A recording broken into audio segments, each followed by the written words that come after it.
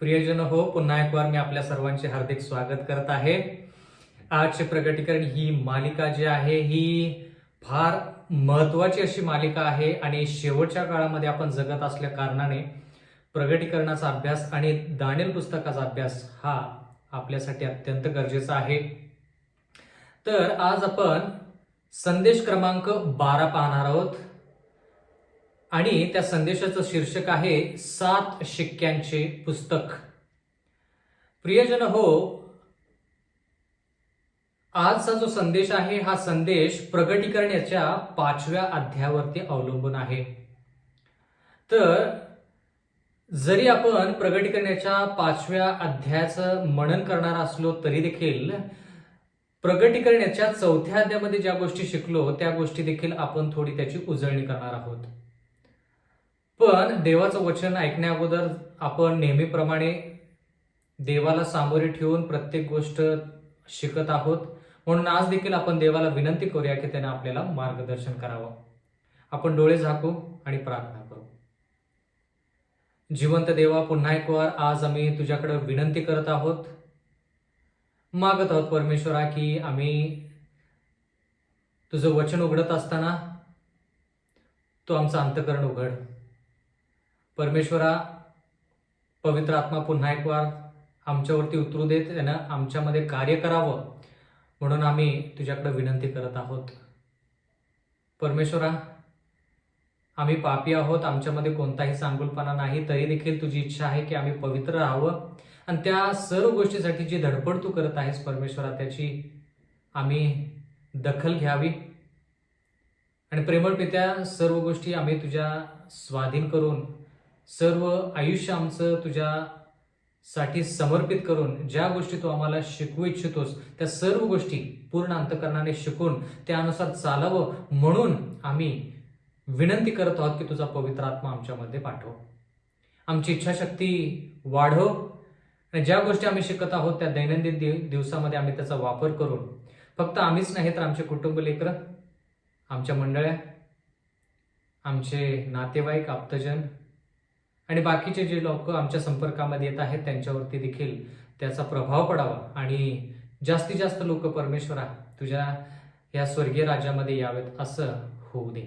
इथून पुढची वेळ आम्ही तुझ्या हाती सोपून देत आहोत. आम्हाला मार्गदर्शन कर. नम्र विनंती येशूच्या नावात मागतो म्हणून तो ऐक. आमेन. बंधू आणि भगिनींनो, प्रगटीकरणाचा 5वा अध्याय शिकत असताना प्रगटीकरणाच्या 4थ्या अध्यायाविषयी देखील आपल्याला थोडंफार शिकावं लागणार आहे. संदेश क्रमांक 12 7 शिक्क्यांचे पुस्तक. प्रगटीकरणाचा 5वा अध्याय आणि पहिलं वचन. मग मी जो सिंहासनावर बसला होता त्याच्या उजव्या हातात गुंडाळी पाहिली. म्हणजे बंधू आणि भगिनींनो, आपण असं पाहत आहोत की जो दृष्टांत प्रगटीकरण 1 मध्ये सुरू झाला तो सातत्याने पुढे चालत आहे. त्या ठिकाणी खंड नाही. म्हणजे प्रगटीकरणाचे 22 अध्याय जे आहेत ते एक दृष्टांत आहे. पण जर आपण दानिएलच्या पुस्तकाचा अभ्यास केला तर त्या पुस्तकामध्ये 1 किंवा 2 दृष्टांताच्या मध्ये थोडा खंड आहे आणि त्या ठिकाणी आपण दानिएलाविषयी शिकतो, मग त्याच्यावरती आलेली परिस्थिती याच्याविषयी शिकतो आणि मग परत दृष्टांत दाखवण्यात आलेला आहे. तर ह्या ठिकाणी देवाचं वचन म्हणतं की योहानाला हा दृष्टांत सातत्याने दाखवत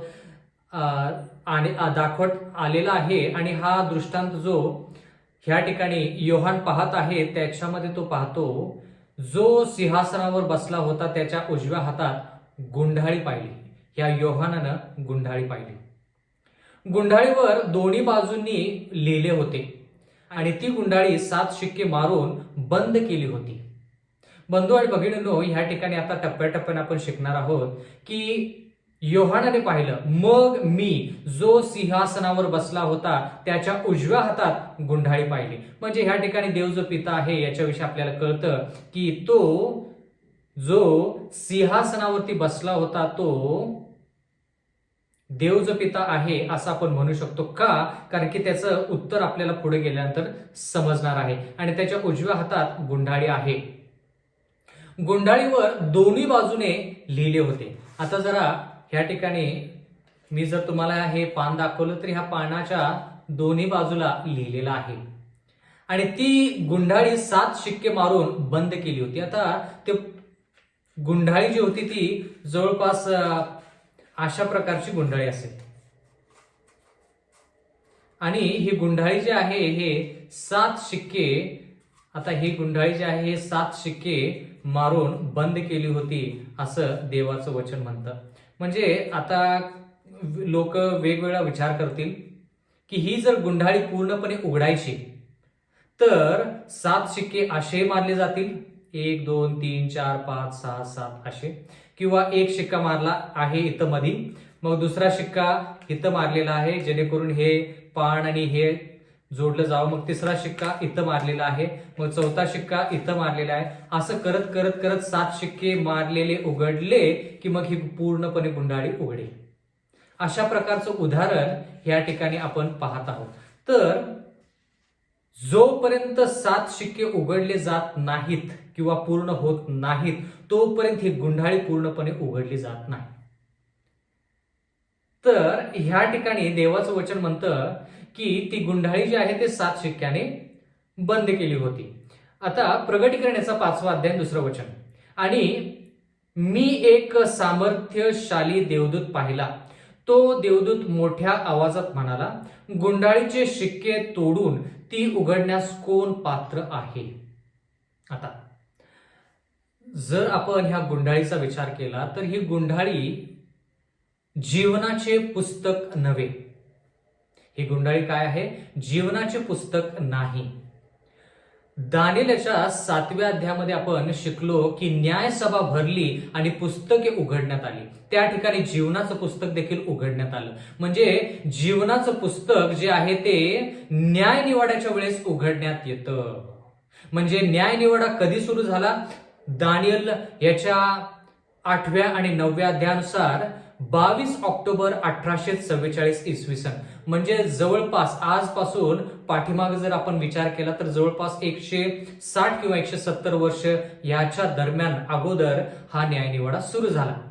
मग जीवनाचे पुस्तक देखील न्यायसभेमध्ये उघडण्यात आले आणि बाकीचे पुस्तक जसं आपण कोणतं पाप केलेलं आहे ते पापाचं पुस्तक देखील उघडण्यात आलं, ज्या ठिकाणी आपलं चांगलं कृत्य केलेलं आहे ते पुस्तक देखील उघडण्यात आलं. असे 2 ते 3 पुस्तकं न्यायसभा भरल्यानंतर उघडली जातात. पण नक्कीच ही गुंडाळी जी आहे, हे पुस्तक जे आहे ते न्यायसभेच्या वेळेसचं पुस्तक नाही किंवा जीवनाचं पुस्तक नाही, कारण की जीवनाचं पुस्तक 22 ऑक्टोबर 1844 इसवी सनला उघडलं जाणार. पण ह्या ठिकाणी योहानाला दाखवण्यात आलं की ही गुंडाळी जी आहे ही गुंडाळी 7 शिक्के जोपर्यंत उघडत नाहीत पूर्णपणे तोपर्यंत हे पुस्तक पूर्णपणे उघडता येत नाही. प्रगटीकरणाचा 5वा अध्याय आणि 2ऱ्या वचनामध्ये आपण आत्ताच वाचलं की त्या ठिकाणी योहानाने एक सामर्थ्यशाली देवदूत पाहिला. तो देवदूत मोठ्या आवाजात म्हणाला, गुंडाळीचे शिक्के, या गुंडाळीचे शिक्के जे आहेत ते उघडण्यास कोण पात्र आहे. म्हणजे कोणीही ह्या गुंडाळीला उघडू शकत नाही. ह्या गुंडाळीला उघडण्यासाठी पात्रता पाहिजे, पात्रता पाहिजे. बंधू आणि भगिनींनो, जर एखाद्या व्यक्तीला सही करायची आहे एखाद्या लिहिलेल्या गोष्टीवरती, तर त्या सहीमध्ये काहीतरी पात्रता असते. म्हणूनच ती सही केल्यामुळं जे त्या पानावरती लिहिलेलं असतं त्या पानावरच्या सर्व गोष्टी पूर्ण होतात किंवा पूर्ण केल्या जातात, कारण की त्या सहीला महत्व असतं. आज जर आपण 100 रुपयाची नोट पाहिली किंवा 200 रुपयाची नोट पाहिली किंवा 2000ची नोट पाहिली तर त्या नोटेवरती सही आहे, म्हणजे त्या सहीमध्ये काहीतरी पात्रता आहे. त्या सहीमध्ये पात्रता आहे म्हणून त्या नोटेमध्ये पात्रता आहे. तर ही गुंडाळी उघडण्यासाठी पात्रता कोणामध्ये आहे? हा तो देवदूत जो आहे तो मोठ्याने ओरडून म्हणत आहे की ही गुंडाळी उघडण्यासाठी कोण पात्र आहे. प्रगटीकरणाचा 5वा अध्याय 3रं वचन, परंतु स्वर्गात, पृथ्वीवर किंवा पृथ्वीखाली कोणीही ते शिक्के तोडण्यास आणि त्यामध्ये पाहण्यास समर्थ नव्हता.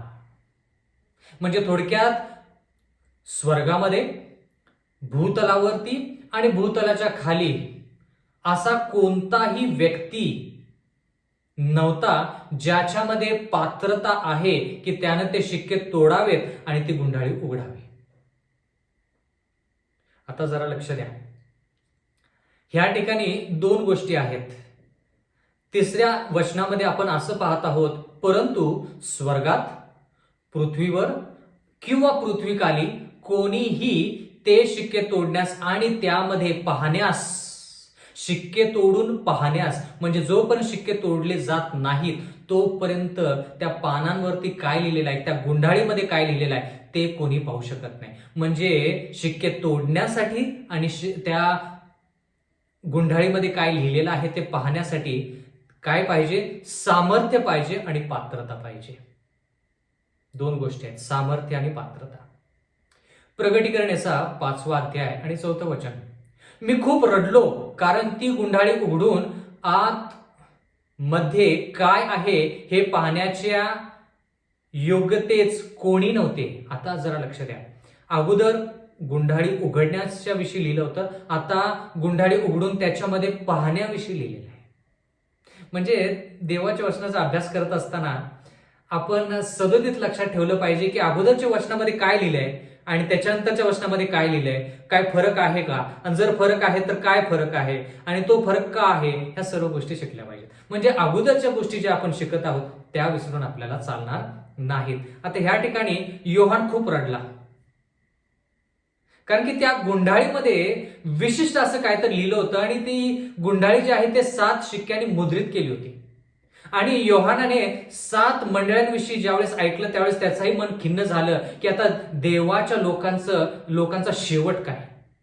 त्याला उत्कंठा म्हणजे त्याला उत्सुकता वाटली, त्याला वाटलं की आता देवाच्या लोकांचं काय होईल. म्हणून 4थ्या अध्यायामध्ये देवानं सांगितलं की तू घाबरू नको, देवाच्या सिंहासनाकडे बघ, त्या ठिकाणी 4 प्राणी आहेत त्यांच्याकडे बघ, ते आतुरतेनं येशू ख्रिस्त राजा कसा आहे, येशू ख्रिस्त मानव कसा आहे, येशू ख्रिस्त देव कसा आहे, येशू ख्रिस्त सेवक कसा आहे, या सर्व गोष्टी ते करूब जसे पाहत आहेत तसं तू देखील पहा. आता म्हणजे 7 शिक्क्यांद्वारे देव ह्या योहानाला आपल्याला देखील सांगणार आहे की ज्या निराशा आपल्याला 7 मंडळांमध्ये पाहायला मिळाल्या त्या निराशा आता आशेमध्ये बदलणार आहेत. म्हणजे ह्या ठिकाणी सामर्थ्याच्या गोष्टी करण्यात येत आहेत, ह्या ठिकाणी पात्रतेच्या गोष्टी होत आहेत, ह्या ठिकाणी योग्यतेच्या गोष्टी होत आहेत. पण देवाचं वचन म्हणतं की योहान त्यानं रडायला सुरुवात केली. बंधू आणि भगिनींनो, ह्या गोष्टी आपण शिकत आहोत, पण योहानाला जसा अनुभव आला तसा आपल्याला अनुभव येत आहे का. योहानाला वाईट वाटलं त्या 7 मंडळांविषयी पाहिल्यानंतर, आपल्याला वाईट वाटलं का आपण लौदिकीय मंडळी जशी आहेत तसंच बरोबर आहे का आपल्यामध्ये फरक आहे. प्रगटीकरणाचा 5वा अध्याय आणि 5वं वचन. पण वडिलांपैकी एक जण मला म्हणाला, रडू नकोस, पहा यहुदा वंशाचा सिंह, दाविदाचा अंकुर हा विजय झाला आहे. म्हणजे थोडी आता आशा.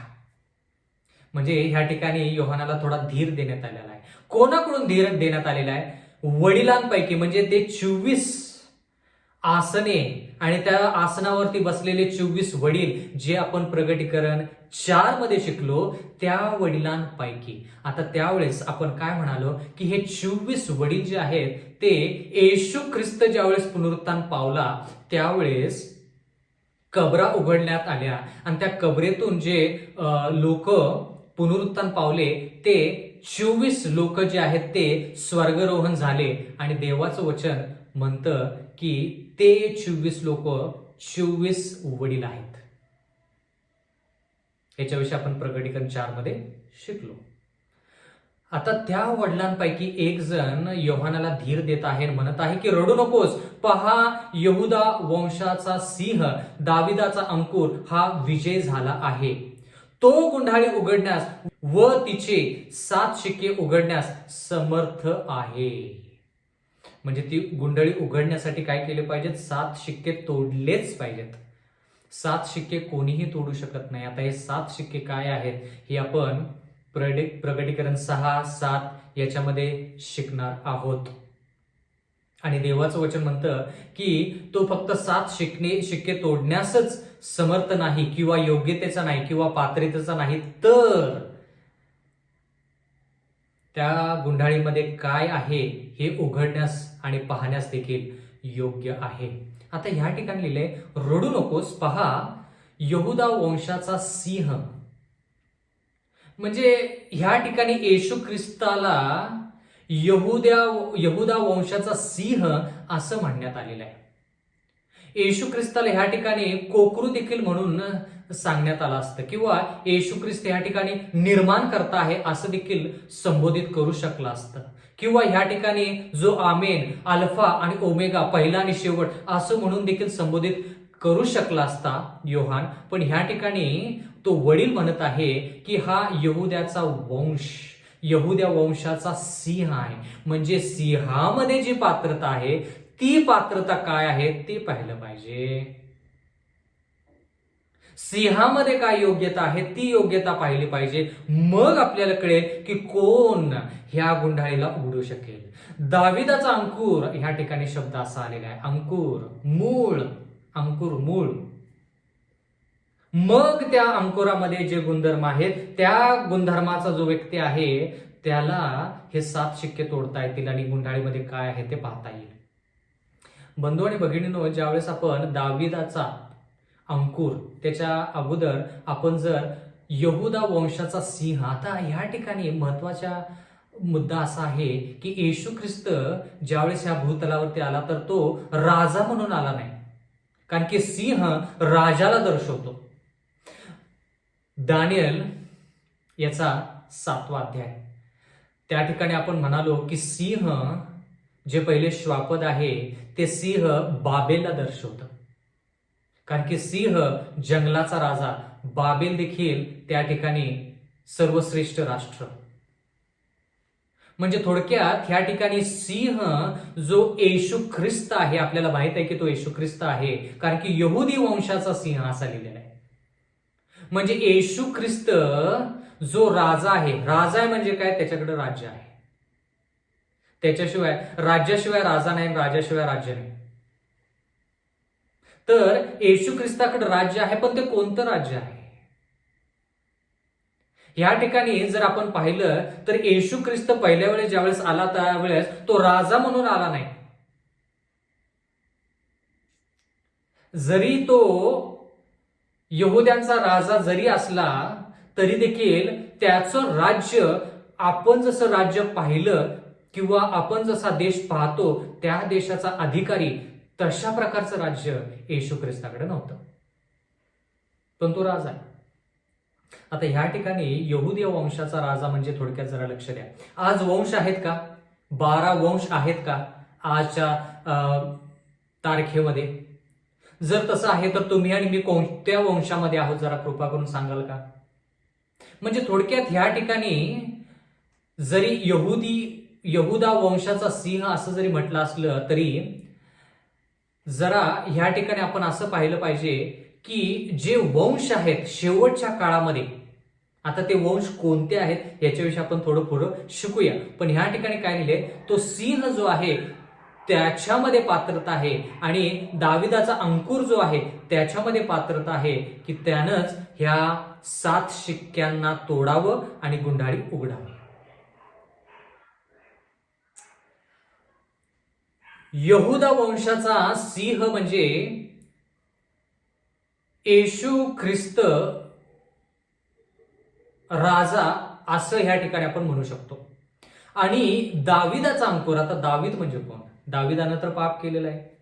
येशू ख्रिस्ताने मनुष्याचा स्वभाव त्याच्यावरती घेतला, मानवाचं रूप त्यानं स्वतःवरती घेतलं. आता त्याच्याविषयी आपण थोडं पाहूया की दावीद, आणि ह्या ठिकाणी लिहिलेलं आहे की तो गुंडाळी उघडण्यास व तिचे 7 शिक्के उघडण्यास समर्थ आहे. आता समर्थ हा शब्द कुठे वापरलेला आहे आणि तो समर्थ शब्द आपल्याला काय सांगतो हे पाहूया. लूक याचा 1ला अध्याय आणि 69वं वचन. लूक याचा 1ला अध्याय आणि 69वं वचन.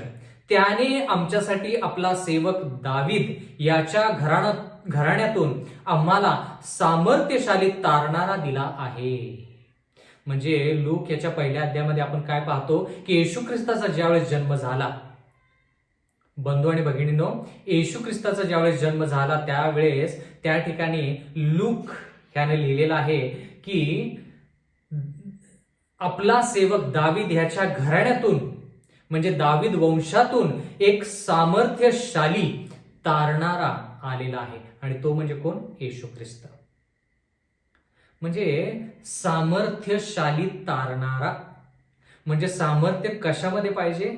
जो तारणार आहे त्याच्यामधलं जे सामर्थ्य आहे ते सामर्थ्य फक्त 7 शिक्के उघडू शकतं. परत एकदा, जो तारणार आहे त्याच्यामध्ये जे सामर्थ्य आहे, त्याच्यामध्ये जी शक्ती आहे, त्याच्यामध्ये जी पात्रता आहे, त्याच्यामध्ये जी योग्यता आहे, तोच व्यक्ती ते 7 शिक्के उघडू शकतो, बाकीचं कोणी नाही. म्हणून देवाच्या वचनामध्ये आपण काही वचनामध्ये प्रकटीकरणाच्या 5व्या अध्यायामध्ये पाहिलं, विशेष करून 3ऱ्या वचनामध्ये, स्वर्गामध्ये, पृथ्वीमध्ये व पृथ्वीच्या खाली ती गुंडाळी उघडण्यासाठी कोणाची योग्यता नाही. का योग्यता नाही? कारण ते तारण करते नाहीयेत.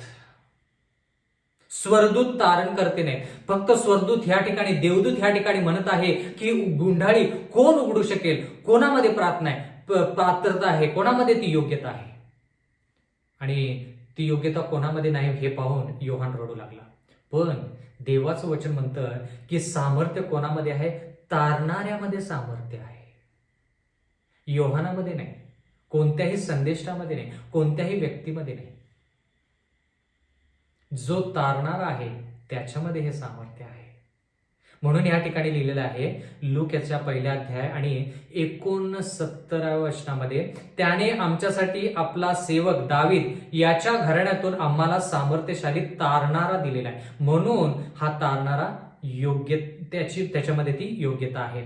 रोमकरास पत्रेचा पहिला अध्याय 16 वचन काय शिकत आहोत? सामर्थ्यशाली म्हणजे काय, सामर्थ्यवान म्हणजे काय, ती पात्रता येशू ख्रिस्तामध्येच फक्त का आहे? ती गुंडाळी बाकीचे लोक का उघडू शकत नाही, येशू ख्रिस्तच का उघडू शकतो? रोमकरास पत्रेचा पहिला अध्याय 16 वचन, मला सुवार्तेची लाज वाटत नाही, पाऊल म्हणतो, कारण देवाचे सामर्थ्य जो कोणी विश्वास ठेवतो त्या सर्वांसाठी तारण आहे, प्रथम यहुद्याकरिता आणि नंतर ग्रीकांकरिता. देवाचं वचन काय म्हणतं? देवाचे सामर्थ्य जो कोणी विश्वास ठेवतो त्याच्यासाठी तारण आहे. बंधू आणि भगिनींनो, तारणारा सामर्थ्यशाली आहे आणि तो तारणारा जो देवाच्या इच्छेनुसार चालू इच्छितो त्याला सामर्थ्य देऊन तारण देतो. म्हणजे तारणामध्ये सामर्थ्य आहे. तारणाची शक्ती जी आहे ती येशू ख्रिस्तामध्ये आहे. तारणाची जी शक्ती आहे बंधू आणि भगिनींनो, ते देवाच्या वचनामध्ये आहे. म्हणून देवाचं वचन आपण लोकांना सांगितलं पाहिजे, कारण की त्याच्यामध्ये सामर्थ्य आहे. कशाचे सामर्थ्य? तारणाचं सामर्थ्य.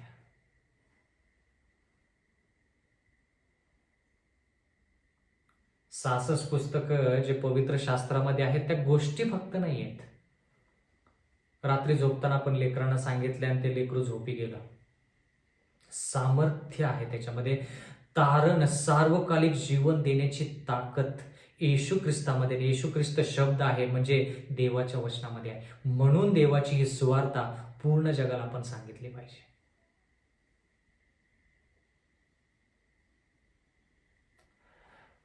पहिले करंथीकरास पत्र याचा पहिला अध्याय आणि 18 वचन, सामर्थ्य. पहिले करंथीकरास पत्र किंवा करंथीकरास पहिले पत्र याचा पहिला अध्याय 18 वचन, कारण ज्यांचा नाश होत आहे आशांसाठी वधस्तंभाविषयी संदेश मूर्खपणाचा आहे. जे लोक देवाचं वचन ऐकत नाही, जे मूर्खपणाच्या गोष्टी करतात किंवा ज्या लोकांचा नाश होत आहे त्या लोकांचा नाश का होत आहे? कारण की ते वधस्तंभाविषयीचा जो संदेश आहे तो संदेश गंभीरपणे घेत नाहीत. त्यांना तो मूर्खपणाचा संदेश वाटतो, म्हणून त्यांचा नाश होत आहे. जर एखाद्या व्यक्तीचा नाश होत आहे तर त्याचं कारण म्हणजे वधस्तंभाचा जो संदेश आहे, सुवार्ता जी आहे ती सुवार्ता त्यांना मूर्खपणाच्या गोष्टी वाटतात. येशू ख्रिस्त आला, तो मानवी रूपामध्ये आला, त्यानं आपल्या सर्वांच्या पापासाठी बलिदान केलं, तो झोपी गेला, तो तिसऱ्या दिवशी उठला, मग तो स्वर्गरोहण झाला, मग त्यानं आपल्यासाठी मध्यस्थी केली, मग 22 ऑक्टोबर 1844 पासून तो न्यायनिवाडा करत आहे. ह्या सर्व गोष्टी त्यांना मूर्खपणाच्या वाटतात, म्हणून त्यांचा नाश होतो. म्हणजे त्याचा अर्थ काय? जर जे लोक ह्या सर्व गोष्टी मूर्खपणाच्या ठरवतील, त्या गोष्टीवरती जर त्यांना विश्वास ठेवायचा नाही, पवित्र आत्म्याच्या इच्छानुसार चालायचं नाही, तर त्यांचा नाश नक्कीच होईल. या ठिकाणी लिहिलेलं आहे, कारण ज्यांचा नाश होत आहे आशांसाठी वधस्तंभाविषयीचा संदेश मूर्खपणाचा आहे, परंतु ज्यांचे तारण होत आहे आशांसाठी तो देवाचे सामर्थ्य आहे. कळालं का? पण जे लोक त्याच्यावरती विश्वास ठेवतात, येशू ख्रिस्ताच्या गोष्टींवरती विश्वास ठेवतात, त्यांच्यासाठी देवाचे सामर्थ्य आहे. म्हणजे ज्या गोष्टीवरती आपण विश्वास ठेवतो, देवाच्या वचनावरती जर विश्वास ठेवला, तर त्या विश्वासामध्ये सामर्थ्य आहे, त्या विश्वासामध्ये ताकद आहे की आपल्याला सार्वकालिक जीवन तो विश्वास देऊ शकतो. प्रकटीकरणाचा 5वा अध्याय 6वं वचन, मग मी एक कोकरा पाहिला. आता जरा लक्ष द्या. वडील, जो प्रकटीकरणाचा 5वा अध्याय आणि 5व्या वचनामध्ये आपण पाहिलं की पण वडिलांपैकी एक जण म्हणाला, रडू नकोस, पहा यहुदा वंशाचा सिंह. आता तो वडील म्हणतो योहानाला, बघ यहुदा वंशाचा सिंह. पण प्रकटीकरण 5:6 मध्ये योहान काय पाहतो? मी एक कोकरा पाहिला. म्हणजे काय? म्हणून मला प्रकटीकरण आणि दानिएलचं पुस्तक खूप आवडतं, कारण की वडील ह्या ठिकाणी तो म्हणतो पहा सिंह, आणि ज्यावेळेस योहान पाहतो त्यावेळेस त्याला कोकरा दिसतो. म्हणजे असं कसं काय? म्हणून अभ्यासक्रम करत असताना आपण जरा विचार केला की मग आपल्याला तो अभ्यासक्रम आवडतो देखील, मग त्याच्यावरती अभ्यास करायला देखील आवडतं की ह्या गोष्टी अशा का. जरा लक्ष द्या. त्या ठिकाणी योहानाने ऐकलं. काय ऐकलं?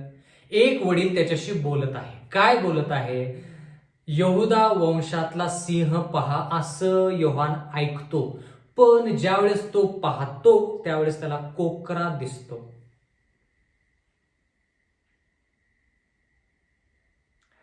मग मी एक कोकरा पाहिला, सिंहासनाच्या मध्यभागी उभा असलेला व त्याच्या भोवती 4 जिवंत प्राणी असलेले मी पाहिले.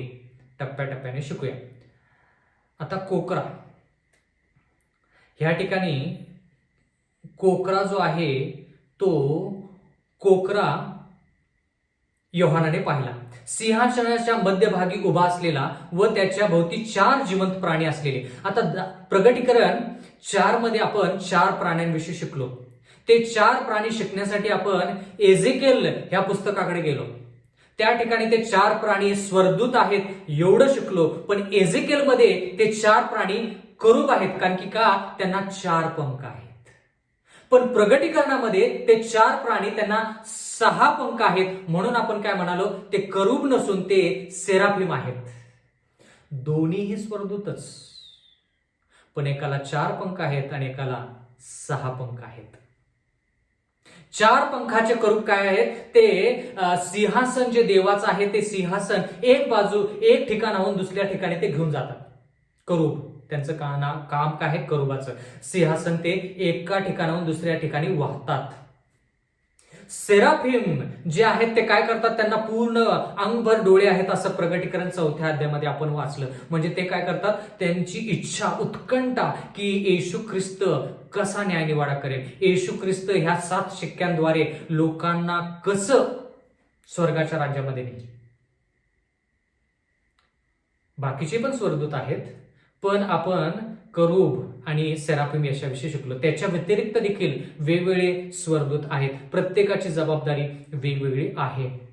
आता ह्या ठिकाणी योहानाने एक कोकरा पाहिला आणि तो कोकरा सिंहासनाच्या मध्यभागी उभा असलेला व त्याच्या भोवती 4 जिवंत प्राणी असलेले मी पाहिले व वडीलही त्याच्या भोवती होते. म्हणजे 24 वडील. ह्या ठिकाणी कोकरा हा शब्द आणखी कुठे वापरलेला आहे? खूप ठिकाणी वापरलेला आहे, पण आपण एक उदाहरण घेऊया. योहानाचा 1 अध्याय आणि 29 वचन. योहानाचा पहिला अध्याय आणि 29 वचन. दुसऱ्या दिवशी योहानाने येशूला आपणाकडे येताना पाहिले. आता प्रगटीकरणाच्या व्यतिरिक्त आपण म्हणालो की योहानाचं पुस्तक आपण शिकलो पाहिजे. पहिले योहान, दुसरे योहान, तिसरे योहान हे पुस्तकं देखील आपण शिकले पाहिजेत. आपल्याला त्या गोष्टी शिकणं गरजेचं आहे. जरी आपण भविष्यवाणी विषय शिकलो तरी देखील योहानाविषयी देखील आपण शिकलं पाहिजे. जसं दानियल शिकत असताना किंवा दानियलाचं भविष्यवाणी शिकत असताना दानियलाविषयी शिकलो, तसं योहानाविषयी देखील शिकलं पाहिजे. हाच योहान काय म्हणतो किंवा ह्यानं काय नमूद केलेलं आहे? जगाचे पाप वाहून नेणाराच योग्य आहे, तारणाऱ्यामध्येच सामर्थ्य आहे, आणि जो तारणारा आहे आणि जो देवाच्या लोकांना सार्वकालिक जीवन देऊ शकतो त्याच्यामध्येच पात्रता आहे की त्याने ते 7 शिक्के उघडावेत आणि ती गुंडाळी उघडून त्याच्यामध्ये काय लिहिलेलं आहे ते पाहावं. बाकीचं कोणताही व्यक्ती, कोणताही स्वर्गदूत ती गोष्ट करू शकत नाही.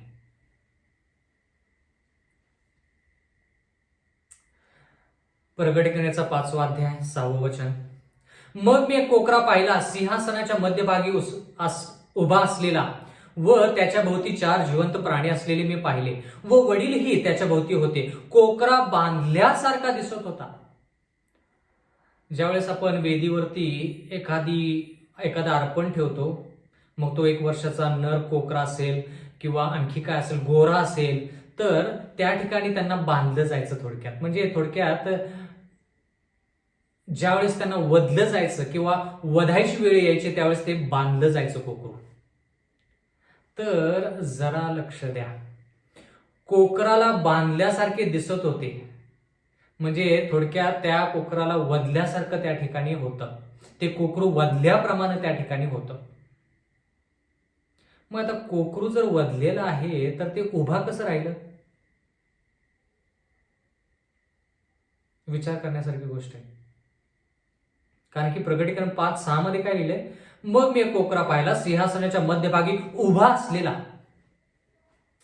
म्हणजे जर आपण ह्याच्याविषयी जर पाहिलं तर उभा असलेला योहानाने कोकरा पाहिला की तो वधलेला कोकरा असा पाहिला. बंधू आणि भगिनींनो, ते कोकरू जरी वधलेलं असलं तरी देखील ते कोकरू जिवंत आहे. येशू ख्रिस्त जरी वधला गेला तरी तो आज जिवंत आहे. येशू ख्रिस्त लोकांच्या पापासाठी जरी वधला गेला असला तरी देखील तो 3 दिवसानंतर जिवंत झाला. ह्या गोष्टी या ठिकाणी नमूद करायच्या आहेत. म्हणून तो कोकरा उभा पण आहे आणि वधलेला पण आहे, जिवंतही आहे आणि वधलेला पण आहे. म्हणजे योहानाला ह्या ठिकाणी आपल्याला ही गोष्ट दाखवायची आहे की तारणारा म्हणजे वधलेला पण आणि तारणारा म्हणजे जिवंत पण.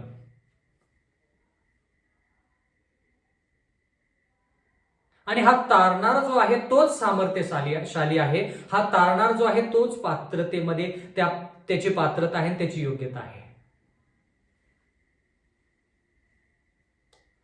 प्रगटीकरणाचा 5वा अध्याय 6वं वचन, ह्याच्यामधलं शेवटचं वाक्य. त्याला 7 शिंगे, त्या कोकऱ्याला काय आहेत? 7 शिंगे. अशा प्रकारचा कोकरा मी तर कधी पाहिलेला नाही. 7 शिंगे. त्याला 7 शिंगे आणि 7 डोळे होते आणि हे जणू देवाचे 7 आत्मे असून ते सर्व जगभर पाठवले होते. आता ह्या ठिकाणी लिहिलंय की 7 शिंगे त्या कोकऱ्याला आहेत आणि 7 डोळे.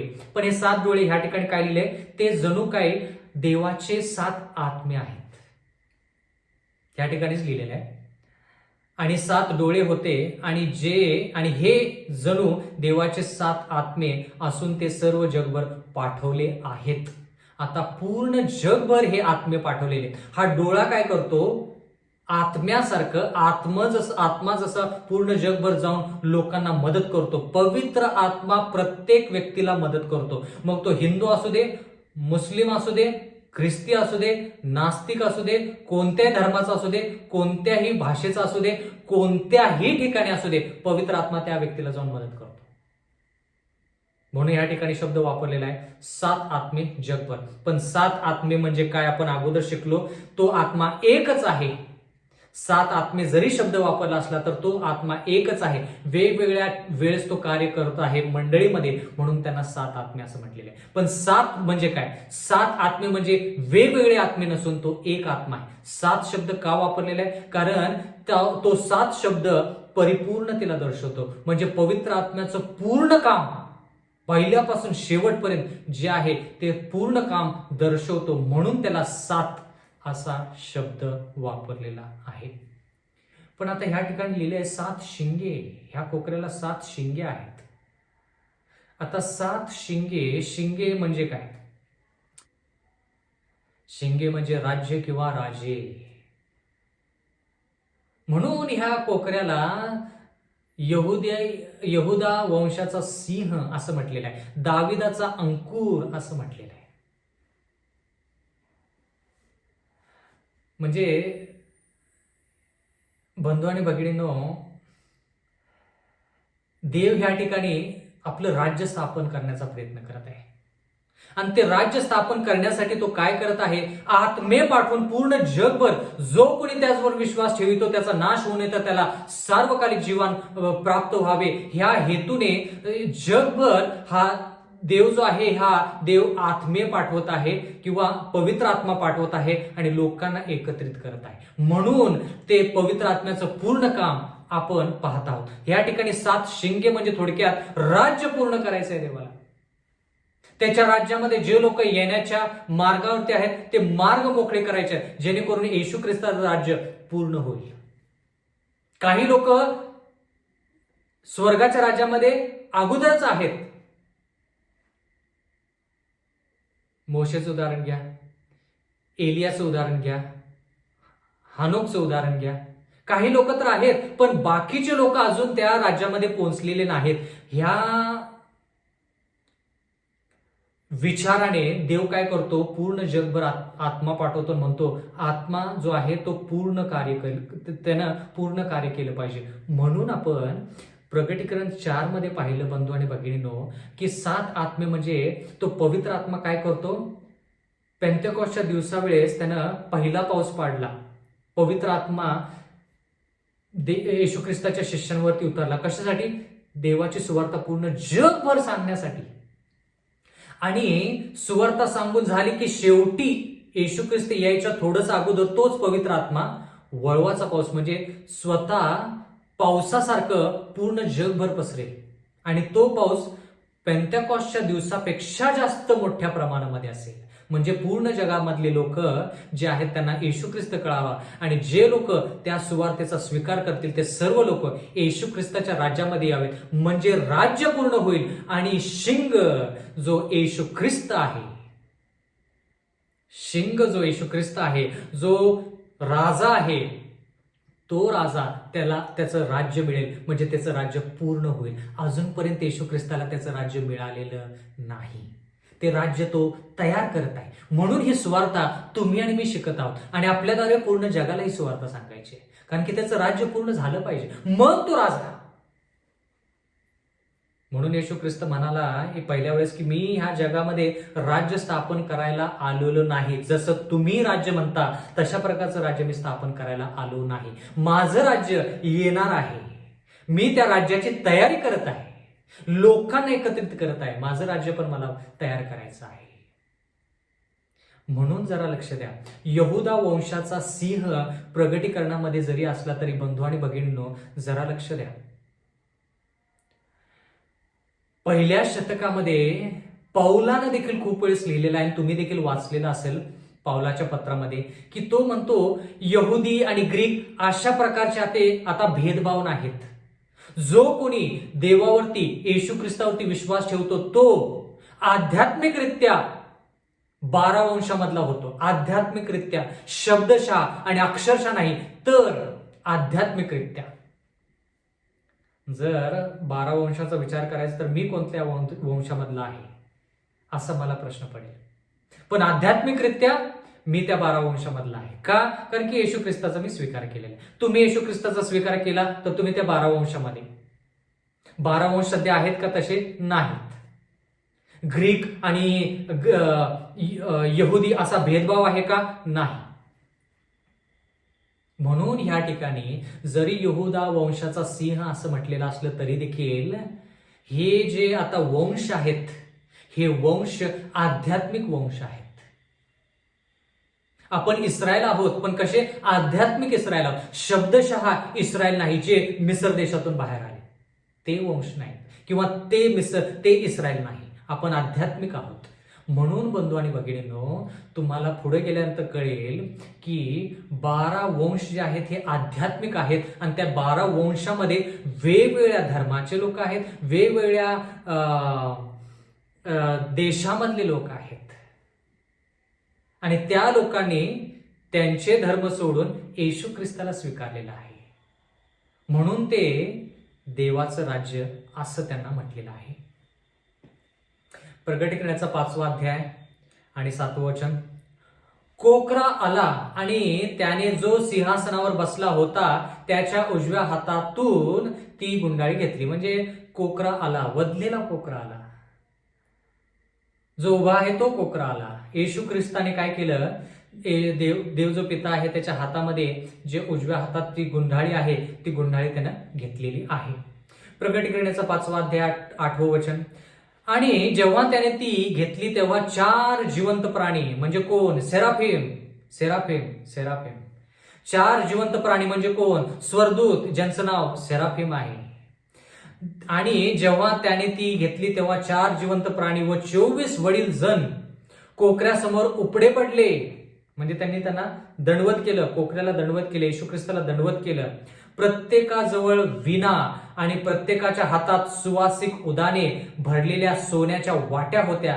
त्या वाट्या म्हणजे देवाच्या लोकांच्या प्रार्थना होत्या. आता जरा लक्ष द्या. गुंडाळी घेतलेली आहे येशू ख्रिस्ताने, आणि ती गुंडाळी घेतल्यानंतर 4 जिवंत प्राणी सेराफिम यांनी काय केलं, आणि 24 वडील यांनी काय केलं? ते त्याच्यासमोर नमन झाले. कोणासमोर? येशू ख्रिस्तासमोर. आणि प्रत्येकाजवळ विणा. आता ह्या ठिकाणी मला प्रश्न कधी कधी होतो की स्वर्गदूतांना का विणा देण्यात आला? ह्या ठिकाणी लिहिले प्रत्येकाजवळ विणा आणि प्रत्येकाच्या हातात सुवासिक उदाने भरली होती. म्हणजे ते वडील जण त्यांच्या हातामध्ये विणा. आता त्यांच्या हातामध्ये विणा म्हटल्यानंतर कळेल विणा कशाला दर्शवतो हेही आपण शिकलं पाहिजे. आणि स्वर्गदूताच्या हातामध्ये पण विणा असं लिहिलेलं आहे. आणि त्यांच्या हातामध्ये सुवासिक उदाने भरलेले 7 वाट्या, म्हणजे ऊद जे आहे त्या ठिकाणी ऊद जे आहे ते उदाने भरलेल्या 7 वाट्या. पण हे ऊद कशाला दर्शवते? देवाच्या लोकांच्या प्रार्थनेला दर्शवते. म्हणजे थोडक्यात मध्यस्थीची प्रार्थना. आता जरा लक्ष द्या बंधू आणि भगिनींनो, मध्यस्थीची प्रार्थना फक्त देव करू शकतो, म्हणजे येशू ख्रिस्त करू शकतो. मध्यस्थी कोणताही व्यक्ती करू शकत नाही, फक्त येशू ख्रिस्त करू शकतो. कारण की का? तो तारणार आहे. पण ह्या ठिकाणी लोकांच्या प्रार्थना म्हणजे थोडक्यात लोक जरी प्रार्थना करत असतील कोणासाठी, की देवा तुझं राज्य येवो. आपण प्रार्थना करतो नाही का प्रभूची, जसे स्वर्गात तसे पृथ्वीवरी तुझे राज्य येवो. आणि ह्या सर्व गोष्टी ज्या आहेत, ह्या सर्व गोष्टी जर व्हायच्या असतील तर आपण प्रार्थना करतो. पण ती प्रार्थना येशू ख्रिस्त घेऊन त्याच्या पित्याच्या समोर मांडतो. म्हणजे येशू ख्रिस्तच फक्त मध्यस्थी करतो, लोक ह्या ठिकाणी मध्यस्थी करत नाहीत. जरी ह्या ठिकाणी आपल्याला असं दिसत असेल की लोक प्रार्थना करत आहेत, तर ती प्रार्थना जोपर्यंत येशू ख्रिस्त घेत नाही आणि तो जोपर्यंत मध्यस्थी करत नाही तोपर्यंत ह्या लोकांच्या प्रार्थना त्याच्यामध्ये शक्ती नाही किंवा सामर्थ्य नाही. तर आता विणा ह्या सर्वांना देण्यात येत आहे. तर विणा कुठे शब्द वापरले बघूया. तो विणा वाजवण्याचा आवाज जो आहे तो विजयाचा आवाज आहे. विणा वाजवून आपण दुःख पण प्रगट करू शकतो बरं का. पण ह्या ठिकाणी जो संदर्भ आपण पाहत आहोत की ती गुंडाळी उघडण्यासाठी कोणी नव्हतं, पण ज्या वेळेस ती गुंडाळी उघडण्यासाठी तारणारा सामर्थ्यशाली योग्यता, ज्याच्यामध्ये योग्यता आहे, पात्रता आहे, हे पाहिल्यानंतर मग ते स्वर्गदूत आणि मग ते 24 लोक आणि मग योहान हे सर्वजण हर्षित झाले आणि मग त्यांनी विणा वाजवला. का विणा वाजवला? हर्षाने विणा वाजवला. म्हणजे विणा हे विजयाचं प्रतीक आहे ह्या संदर्भामध्ये, ह्या ठिकाणी. कळालं का? विणा वाजवणे म्हणजे थोडक्यात हर्ष पावणे.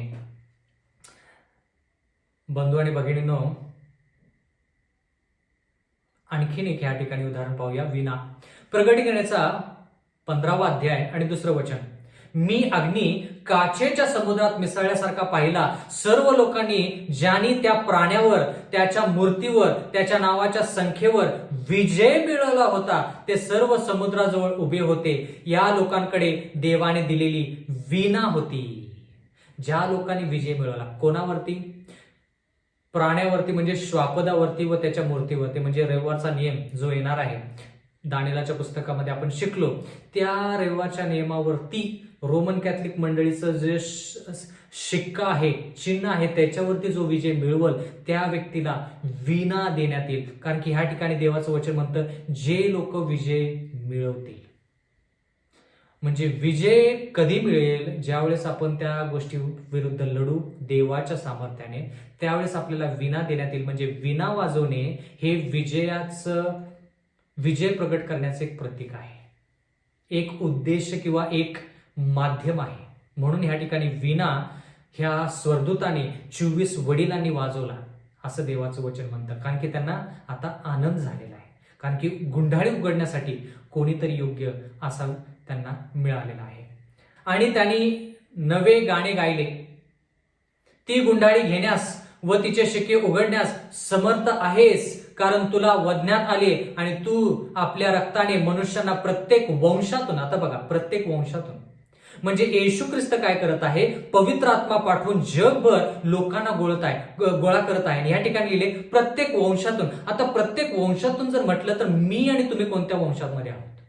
म्हणून वंश ह्या ठिकाणी जरी शब्द वापरला असला तरी तो 12 वंश, जे जुन्या करारामध्ये शब्दशः 12 वंश होते, त्या वंशाविषयी या ठिकाणी लिहिलेलं नाही. तर आध्यात्मिकरित्या आपण जसे इस्रायल होऊ शकतो तसंच आध्यात्मिकरित्या ह्या वंशाविषयी आपण विचार करायचा. आध्यात्मिकरित्या हे 12 वंशामध्येच आपलं नाव असलं पाहिजे, जसं जुन्या करारामध्ये आहे तसे वंश नाहीत. कळालं का? कारण की ते वंश एकच देश असा होता, इस्रायल. पण ह्या ठिकाणी पूर्ण जगाचा विचार केलेला आहे. मग हिंदू असतील, नास्तिक असतील, ते कोणत्या वंशामधले आहेत? पण जर त्यांनी देवाचा स्वीकार केला तर आध्यात्मिकरित्या ते देखील वंशामध्ये येतात. तू गुंडाळी घेण्यास व तिचे शिक्के उघडण्यास समर्थ आहेस, कारण तुला वधण्यात आले आणि तू आपल्या रक्ताने मनुष्यांना प्रत्येक वंशातून, वेगवेगळ्या भाषा बोलणाऱ्या जमातीतून आणि राष्ट्रातून विकत घेतले. म्हणून हे वंश जे आहेत हे आध्यात्मिक आहेत, शब्दशः वंश नाहीत, विकत घेतलेले आहे. आणि हे गाणं कोण गात आहेत? आता हे लोक गात आहेत. आता प्रकटीकरणाचा 5वा अध्याय 10वं वचन. आणि आमच्या देवासाठी त्यास राज्य व याजक असे केले आहे आणि ते पृथ्वीवर राज्य करतील. म्हणजे राज्य अजून तयार झालेलं नाही आहे देवाचं, पण देवाचं वचन म्हणतं की ज्यावेळेस राज्य तयार होईल त्यावेळेस येशू ख्रिस्त येईल आणि त्या लोकांना याजक व पृथ्वीवरील राज्य किंवा राज्यगण असे करेल. तेच आपण प्रकटीकरण 1 मध्ये पाहिलं, राजे व याजकगण. याच्याविषयी आपण एक संदेश देखील घेतला. तोच संदर्भ या ठिकाणी आहे की देव काय करणार आहे? आपल्याला याजक आणि राज्य किंवा राज्यगण असं तयार करत आहे. आता राज्य म्हटल्यानंतर राजकीय आणि याजक म्हटल्यानंतर आध्यात्मिक. म्हणजे राजकीय आणि आध्यात्मिक फक्त देवाच्या बाबतीत घडू शकतं. तीच गोष्ट सैतान करण्याचा प्रयत्न करत आहे. काय करत आहे? रोमन कॅथलिक मंडळी ती आध्यात्मिकरित्या तयार करत आहे, पण तिला राजकीय ताकद देण्याचा प्रयत्न करत आहे. कोण? सैतान. म्हणून ती रोमन कॅथलिक मंडळी जी आहे ते देवाच्या आसनावरती बसण्याचा प्रयत्न करत आहे. कारण की का? ती आध्यात्मिक पण आहे म्हणते आणि ती राजकीय म्हणजे राजकीयरित्या पण लढण्याचा प्रयत्न करते, देश म्हणून लढण्याचा प्रयत्न करते. म्हणजे रोमन कॅथलिक मंडळी, रोम हा एक देश आहे, राजकीय आणि आध्यात्मिक. म्हणून येशू ख्रिस्त म्हणाला, जे कैसराचं ते कैसराला द्या आणि जे देवाचं आहे ते देवाला द्या. देव आणि कैसर कधी एकत्र येऊ शकत नाहीत. राजकीय आणि आध्यात्मिक कधी एकत्र येऊ शकत नाहीत. पण देवाच्या बाबतीत देव राजकीय आहे आणि याजकीय आहे, राजकीय आहे आणि याजकीय आहे. प्रकटीकरणाचं 5वा अध्याय 11वं वचन. तेव्हा मी पाहिले तो राजसन, प्राणी व वडील यांच्या भोवती अनेक देवदूतांची वाणी ऐकू आली आणि त्यांची संख्या आयुतांची आयुते व सहस्त्रांची सहस्त्रे होती. म्हणजे देवाचं वचन म्हणतं की ज्यावेळेस गुंडाळी उघडण्यासाठी त्यांना कोणीतरी सापडलं त्यावेळेस त्यांनी जयघोष केला, त्यांनी जय जयकार केला आणि देवाच्या नावाचा महिमा गायला. आता ह्या ठिकाणी लिहिले प्रकटीकरण 5 अध्याय 12 वचन. ते मोठ्याने म्हणत होते, वधलेला कोकरा सामर्थ्य, धन, ज्ञान, बल, सन्मान, गौरव, धन्यवाद ही घेण्यास योग्य आहे. म्हणजे काय? पहिली गोष्ट सामर्थ्य, दुसरी गोष्ट धन, तिसरी गोष्ट ज्ञान, चौथी गोष्ट बल, पाचवी गोष्ट सन्मान, सहावी गोष्ट गौरव, सातवी गोष्ट धनवान. किती गोष्टी आहेत? 7. म्हणजे ह्या ठिकाणी येशू ख्रिस्ताला 7 गोष्टीने संबोधित केलेला आहे. म्हणजे काय? तो परिपूर्ण आहे. म्हणजे 7 शिक्के उघडण्यासाठी, ती गुंडाळी उघडून पाहण्यासाठी एकच सामर्थ्यशाली आहे, एकामध्येच पात्रता आहे, एकामध्येच योग्यता आहे आणि तो म्हणजे येशू ख्रिस्त. म्हणजे 7 म्हणजे परिपूर्ण आहे तो. प्रकटीकरण याचा 5 अध्याय 13 वचन. आणि स्वर्गात, पृथ्वीवर व पृथ्वीच्या खाली व समुद्रावर जो प्रत्येक सृष्ट प्राणी आहे तो व त्यातील सर्व वस्तुजात ह्यास मी असे म्हणताना ऐकले.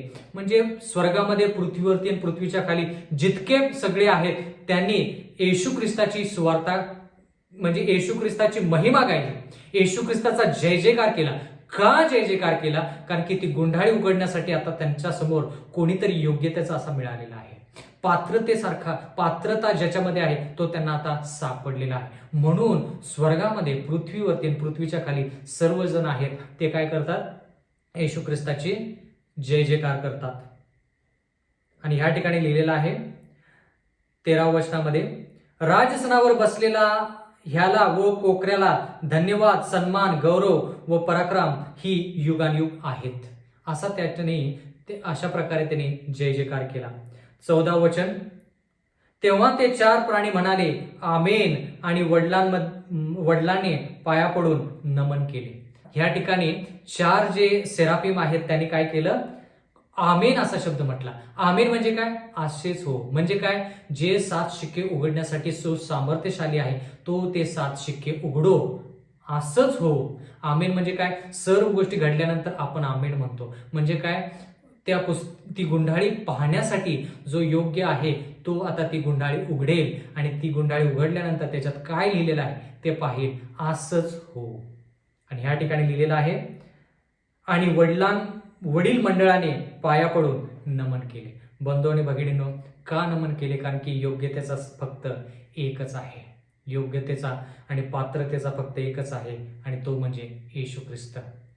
माझी कळकळीची नागराची विनंती आहे की याच्यावरती आपण जास्त मनन करूया आणि येणाऱ्या काळामधले जे संदेश आहेत ते संदेश देखील तुम्ही कदापि चुकवू नका. ते संदेश देखील त्याच्यावरती तुम्ही अध्ययन करा आणि आपल्या आयुष्यामध्ये आपण जास्त प्रमाणामध्ये येशू ख्रिस्तासारखं होण्याचा प्रयत्न करूया.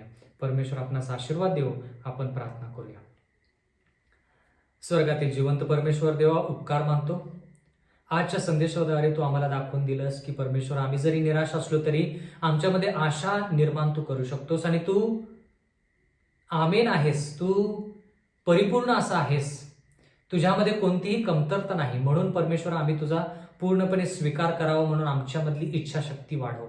तुझ्या वचनाचा आम्ही अभ्यास करावा आणि परमेश्वरा, आम्हीच नाही तर इतरांना देखील आम्ही जगभरी सुवार्ता सांगून इतरांना देखील तुझ्या राज्यासाठी तयार करावं, जेणेकरून तू राजा आहेस तर तुला राज्य मिळावं, असंच होऊ दे. इथून पुढची वेळ, आमचं सर्वस्व पुन्हा एक वार आम्ही तुझ्या हाती सोपून देत आहोत. आम्हा सर्वांना तू तारण दे. नम्र विनंती येशूच्या नावात मागतो, म्हणून तो ऐक. आमेन.